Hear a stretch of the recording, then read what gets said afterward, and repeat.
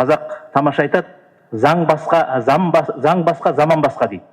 Бүгінгі заманға сәйкескен заң болып отыр. Кезінде Шәкәрім Құдайбердіұлы айтқан екен, қазақтың қазылған қара жол деп. Бұл осындай дәстүрді айтады, бірлікті айтады. Ал енді осы қазақтың қазылған қара жолын кім жасайды? Оны да айтып кетті. Біз әдетте кемеңгерлерді бүгінгі замандастарымызды айтамыз ғой. Ол кезде Шәкәрім айтқан екен, қазақтың ескі құлақты кемеңгерлері, яғни тәжірибелі, сіздер секілді осындай ақсақалдар, оның ескі құлақты кемеңгерлерімен оқымысты жастары ақылдасып жазу керек депті. Бұл ғасырдың басында, өткен ғасырдың басында айтқан.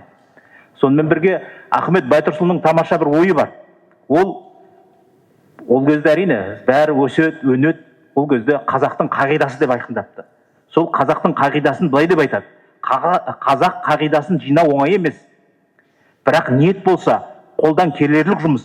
Әр жерден бір жерге жинала берсе, жиылып болған соң, қағида, шариғат, низам, білетұғым адамдар бас қосып, жиылған нәрсені қарап, қолайлысын алып, қолайсызын қалдырып, қазақ қағидасы деп шығарса дейді. Меніңше, бүгінгі ата заңның да үлкен миссиясы да осы. Өткеннен сабақ алып, кешегі 35 жылдық осы жүріп өткен жолымыздың жақсысын алып, жаманын тастап, әлемдік тәжірибені ескеріп, біздің алдымызға бүкіл қоғамның қайнауынан шыққан ой пікірлерді жинақтап отыр.